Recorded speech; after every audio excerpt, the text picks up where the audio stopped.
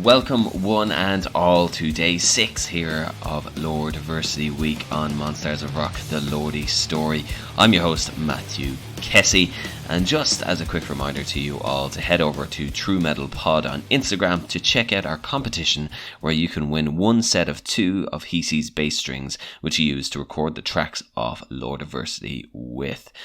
And now, turning to today, you'll now hear me chat to Mana, the drummer of Lordi, and a dude who has worked tirelessly to present this masterpiece, or should I say masterpieces, to you all. So here's the Pale Pastor, Mana.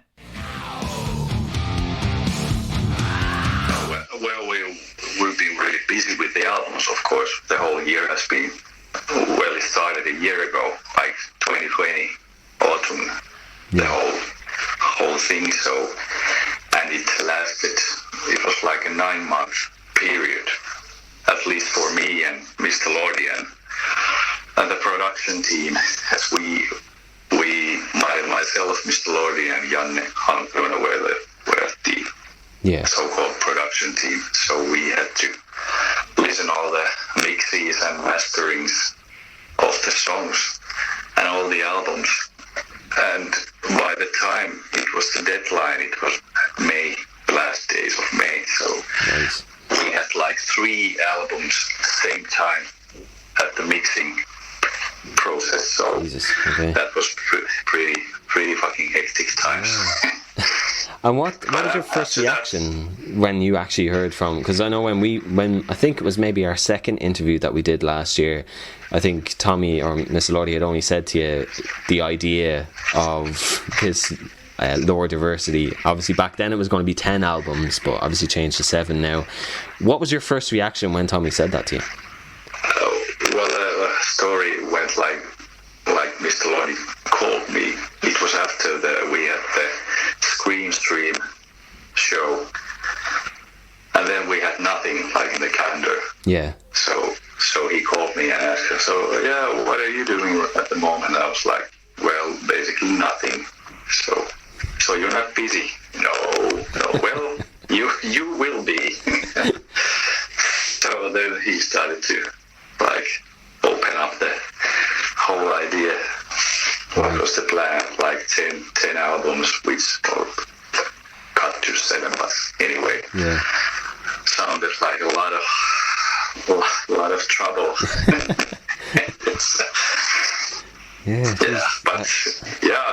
I was pretty excited. And at the end of the phone call, I was pretty excited. First, I was scared. Like it's not gonna work. Not gonna happen. Nobody's gonna finance it. And where do we get the money? And where do we get the time? But now it's done. Exactly, and it's such a unique concept and idea, and almost it's not really a collection of albums. It's almost a whole experience, really, because it's pretty much just like a time capsule, but through Lordi's lens, really. And with all of the instruments that are involved, they've always got to kind of change from record to record, and especially with the drums, because obviously drums are recorded first, usually for most tracks. They lay down the tone for each song.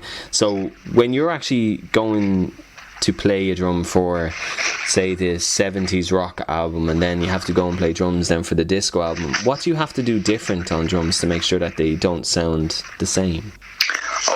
Basically we have to do everything different. We have to have a different drum kit. If we want to sound like the 70s, we need to have a 70s drums. Yeah. So I had to rent a certain drum kit for that. And actually those first two albums that we made, they were the 70s album and the disco album. Yeah. Those are the only albums that we actually went to a studio to record drums and bass also. Okay.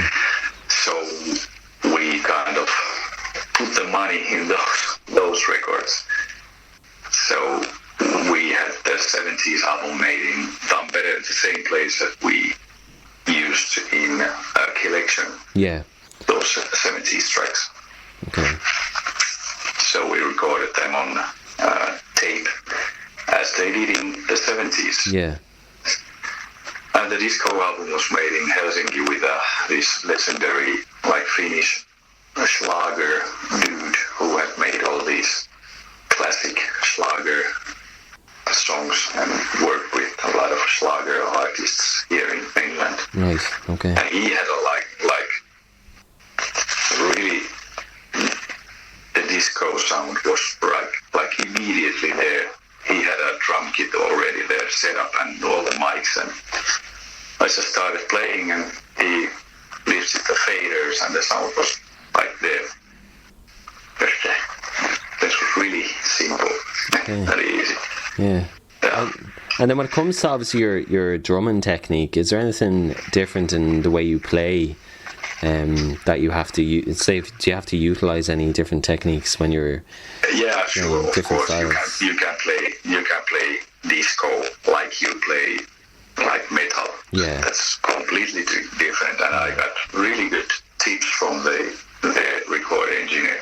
Right. He had you have to play the hi-hat like really strict, and it's like completely different style than I have used to play. Okay, so, and when we look at obviously the records that we have in on Lordiversity, you've got so many different varieties of genres, and obviously the two kind of the heavier styles that we would see are Abracadabra, which is the thrash metal, and then probably Spooky, Sextravaganza, Spectacular, which is the industrial metal. And obviously with industrial metal, a lot of the time there's kind of almost like a drum synth used. So with that album, did you have to utilize drum synth at all, or was it you playing drums and then was it changed on the computer or stuff like that? Actually, this time it was only the MIDI stuff. Right. Okay. So no actual drumming. Right. That would have not made any sense to set up like electric drums and then quantize everything I play. So there was no time and no like any sense doing that. Yeah. So it's all programmed. Nice. Okay. I know. I guess that would probably mean keyboard. Nice. And will that mean then that on the when it comes to playing live, those songs will probably be a little bit more difficult to try to play live, seeing as it isn't? No. I don't think so. We made Shake the Baby Silent. Was pretty much the same kind of thing, and we have played that live, and it's pretty fun to play. Actually, it's really simple. Yeah, very cool. And when we look at kind of the whole history of Lordi, when you guys sometimes kind of mix things into drums, like when we look back at when you did To Beast or Not To Beast, I know it was your first Lordi record. That record had you using thrash cans. You also used the binaural recorder, which was that little head thing for Happy New Fear. So did you have to use anything different this time around when it came to recording the percussions? Well, no, actually no, because except the first two albums, the rest of the albums I made at my rehearsal place by myself. Okay. So I had no engineer, and that was pretty straightforward, normal kind of microphone placements and whatever, because it's the limitation of the space, and of course limitation of the money. Yeah. So there was no way to make anything fancy. So pretty straightforward. But as were the albums, if you think of 80s drum sound, it's nothing like, it's not rocket science. It's straightforward, normal studio stuff. Yeah. And when you kind of look at the whole recording process of this album, because you've had a little bit more flexibility, because Hella was saying that you've had, for her anyway, it was almost, she went in, recorded her keyboards for one album, and then she could be waiting a couple of weeks and then she record another for another album. This time around you had that flexibility, whereas previously you would have been recording an album over a 3 or 4 week period. So have you found this process easier than previously, even though you've had more albums to record? I personally loved this way of working, because I was only by myself, and I had pretty much, well, not all the time in the world, but I had the opportunity to like play around with the songs and try different things and different drum fills. Yeah. Because there was nobody like waiting with the clock. Yeah, exactly. Yeah. So it was. I really love working with myself. Yeah. So I don't need a recording engineer or even a producer. Yeah. Because I have never met a producer who had any like real input to the drumming in the albums. It's always like they're just recording there and was it good? Yeah, I think so, good. Yeah. Right. Yeah. So now I had the opportunity to like experiment, and I think it really sounds on the albums as well. Yeah. And do you have any favorite memory then from the whole recording process? Favorite memory? Well, I guess the most fun was with the progressive album. Right. With the Master Beast from the Moon. Yeah. Because that was the progressive drumming, which I haven't ever really like done. So that was like my tribute to Neil Peart. Yeah. Yeah. So that was really fun. Yeah. Lots of like. And is there like trying different things and yeah. And with that album, do we have like really long songs to expect, like almost like 13-minute songs? Because forget some. One song is 12 minutes or something. So it took like 2 days to record. Nice, Jesus, okay. Yeah, and the working style was like I got the demos from Mr. Lordy. Yeah. And I didn't really have any time to rehearse, so I got the demo. So it was like 4 hours I rehearsed and recorded the song just the same day. Jesus Christ. So that was the workflow. Whoa, my God. And with this whole experience of Lordiversity, because fans they've heard Believe Me at the moment, so obviously that's the disco album, and in a couple of weeks or so they'll soon hear Abracadabra, which is an amazing track. I absolutely love that track. And it's so heavy, like, because my own personal favorite Lordi song is and the Zombie Says, because I love that kind of just heavy, hard hitting sound. So when with Abracadabra, it kind of has that similar kind of tone, and obviously it's a tribute to Testament in many ways, because it sounds very similar to them. But what do you want fans to actually take away from the whole experience of Lordiversity?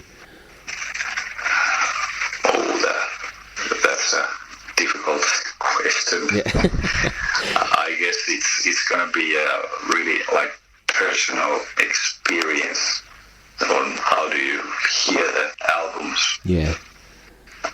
I can't really say how I feel about them, because it's been a long journey. Yeah. There's so much different things there. I don't know. Maybe they don't like them. Who knows? Well, have you heard any feedback from fans about Believe Me? What's it been like? It's been really interesting to read about. People think we are copying Ghost. You know, the band from Sweden. Yeah, but what the fuck? That wouldn't have even come into my head if I had to think of who it sounded like. Yeah, exactly. Nice. So if a modern like metal dude hears 70s disco, he or she immediately thinks about Ghost. That's weird. Yeah, like ABBA was the first thing, and then Earth, Wind and Fire was the second one that came into my head. Yeah, me too. Yeah, same. Yeah. But Ghost. Ghost is a weird one to kind of latch onto with that one. Exactly. But I think I guess our fans have liked the song. Yeah. They have, yeah. And like a lot of the people that have been sending messages to us on Instagram and Twitter, like it has been very positive. Like I haven't seen anything negative about the sound or video or anything like that. And often at times you always kind of get a mixed bag of reactions from people, because there are people who want Lordi to sound like Get Heavy era, then people want the band to keep changing their style or adapting. And I think for this one, that people have kind of really opened their mind to it, because it is such a unique concept, and everyone wants to hear thrash metal Lordi, or there's people who want to hear disco Lordi, or 70s Lordi, or progressive Lordi, or just AOR Lordi as well, the usual kind of Lordi that we're used to. So it is, there is something for everybody here, really. Yeah, I guess so. Yeah, that's a good point. Yeah, and it's interesting to see which is the favorite style. Yes. And what is the... Exactly. Yeah, that's... Like you guys are going to have a tough decision to make when it comes to playing songs live off it. Oh, that's going to be hell. Yes. What to play. Jesus, well, obviously, I think it's going to be the single tracks, but who knows? Exactly. And they're going to be really fucking difficult to play live. For example, the Abracadabra, that's really... It's going to be a sweaty job for a drummer at least.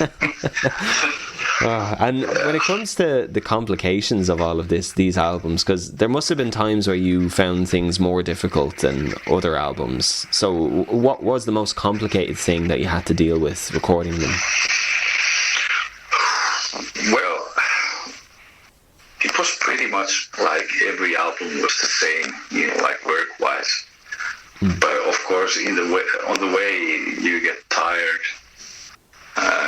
Not every day is a good day. Yeah. And the schedule got it was getting like hell at some point, because Mr. Lordi was late with the demos. And the studio for the vocal recordings was already, the time was set. And I hadn't got the demo, so in the end there was some album that he had to sing with the demo drums and all, because there wasn't no time for me to record them before he went to studio to do the vocals. So but that was expected, because there's so much work. Nice. And in the end, so little time. Yeah, exactly. And like the time constraints must have been a real issue with this, because I know from Tracy and Yannis said it came just in under time. But like I'd say with you guys having to record so many albums all at different, like one album and then another, it must have been there must have been very little break for you, especially because you're probably one of the more involved members in the music production side of it anyway. So it must have been very tiring for you to have to jump from one album to the next. Sure. There were literally no breaks in between. It was like a factory rolling all the time. Yeah. And it's a fucking miracle that we pulled it off on time. It's a really, I am amazed. And it's every time when Mr. Lordi is in the equation, it's everything can happen. Yeah. Or nothing can happen. Yeah. It can be a mess. Jesus. So yeah. And when it comes obviously especially in schedule wise, so because there's so many different parts at play there with everyone involved, and when it actually gets down to you guys moving forward, because I think fans will find it very hard to believe that you guys were just going to go now after you've done Lordiversity, that the next phase is going to be, well, we're just going to do another traditional Lordi album. Do you think that Lordi's style now going forward is going to be this mix of different genres, or do you think you guys will probably go to move on to maybe a modern metal album, or move back to maybe the old sounding Lordi, or what you've done previously? That's a tricky question. You never know. Yeah. But it would feel really weird to go back to normal. Yeah. After this, we're gonna do one album normal Lordi stuff. That would be really fucking weird. Yeah. So, but how can you in the end? How can you top the things that we have done now. What's the next step? How can you do any better? Yeah. Should we do like 10 albums next time? Who's gonna pay that? And who's gonna buy those? So it's really interesting to see where we're gonna go after this. It is, and especially next year's 20 years, the 20th anniversary of Lordi as well. So it'll be. Oh right. Yeah, it'll be what 20th anniversary of the band recording albums. So I guess that'll probably be something. Well, I know Mr. Lordi probably has something in the works anyway. But for that, I'd say. But I'm not sure if I'm allowed to say anything, but we at some point we had talks about doing the Get Heavy period, like shows or whatever. Okay, so but now with the corona has fucked all up, so we have to do first. We have the Sabaton tour, and then we need to do a tour with these new albums. So everything is like postponed. Yeah. I know it's hard to. And next year is going to be 10 years since I joined the band. It is, yeah. It's an anniversary in many ways. And that must be crazy for you to think that you've been now with Lordi for 10 years. Yeah, I know. I was like 20 years when I joined, and now I feel like I'm 75. And it's only been 10 years, so. Jesus. You think of the amount of albums you've recorded now as well, and especially with this one. So. Yeah, exactly. Jesus.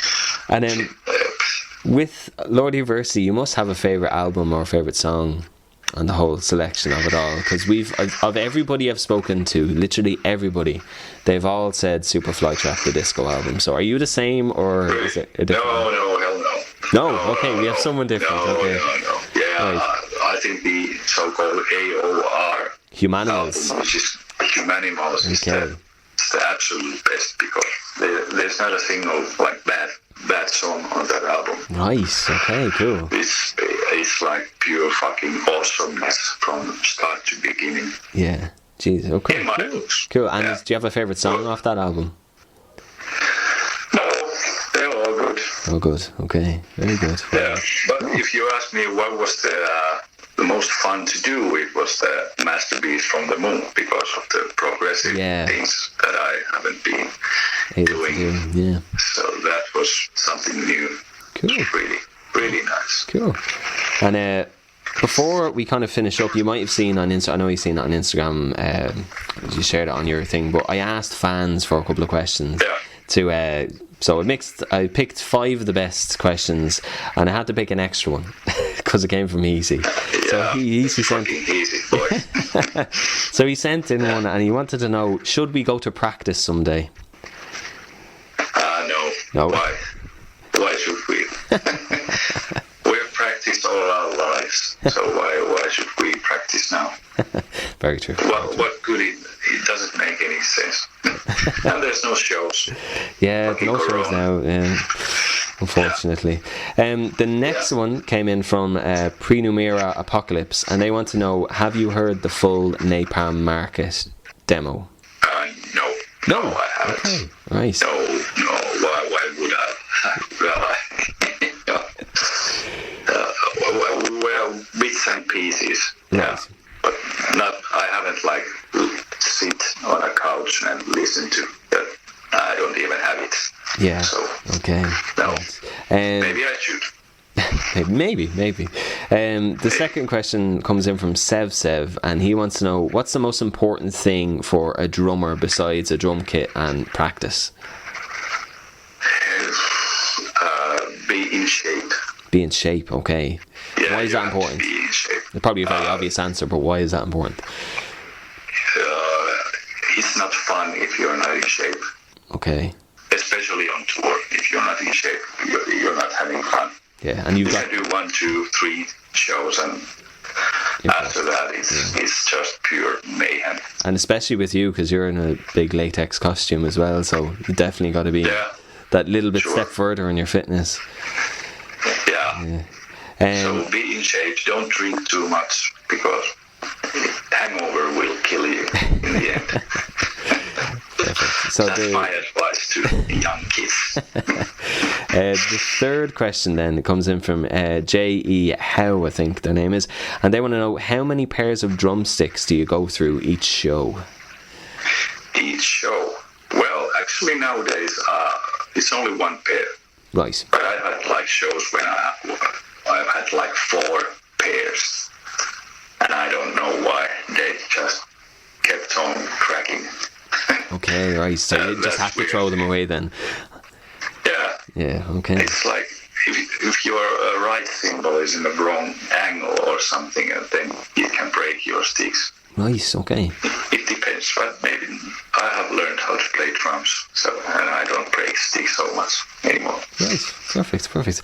The fourth question then comes in from Annika Poloniemi, and she wants to know, how do you think you have evolved as a musician since you started playing with Lordi? I think I have only devolved. Yeah, maybe. I don't know. Well, after this last 7-album session, that was a lot to learn, like different styles. Right, okay, so you've had to kind of diversify in a way. Yeah, maybe there has been some progress. Okay. After this. Very good. And sure, if you play a lot of shows, you learn how to play shows. Right. So because that's a whole different ball game than just playing at your rehearsal place. I suppose, you have to get used to a different space and how to play in that particular space then. Exactly. And when there's a lot of people watching, that's a whole different thing. A lot of pressure as well. Yeah. And the last question comes in from Mr. Patty Official, and he wants to know, what is your favourite horror movie?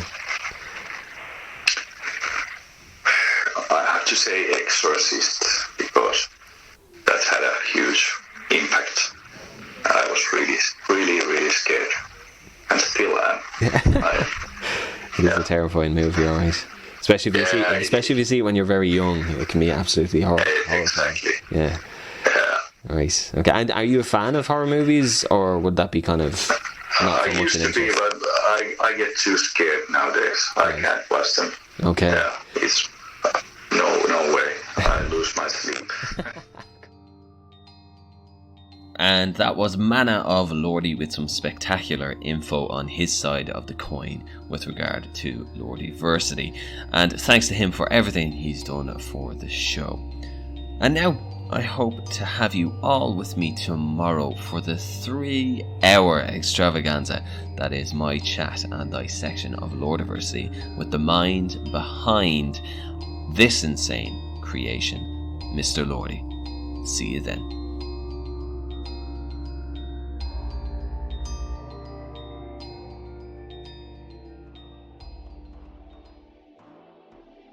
Monsters of Rock, The Lordi Story is a true metal podcast production.